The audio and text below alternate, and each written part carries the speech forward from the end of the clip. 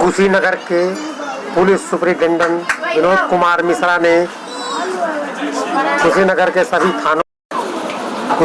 सभी थानों को लॉकडाउन से निपटने के लिए जरूरी हिदायत दी और जनता को घर से बाहर ना निकलने की अपील की। अध्यक्षों को यह निर्देश दिए गए हैं कि वर्तमान में जो भी गरीब लोग हैं जिनके पास भोजन की पर्याप्त व्यवस्था नहीं है, यथासंभव सामाजिक सहयोग प्राप्त करें, स्वयंसेवी संस्थाओं से सहयोग प्राप्त करें, जैसे भी हो सके ऐसे सभी लोगों को भोजन उपलब्ध कराएं। अगर कहीं बाहर सड़क पर हैं तो उन्हें आश्रय भी उपलब्ध कराएं और प्रत्येक व्यक्ति की यथासंभव मदद करने का प्रयास करें। यह प्रक्रिया निरंतर चल रही है। कई थानों ने बहुत अच्छा काम किया है और सभी थाने लगे हुए हैं।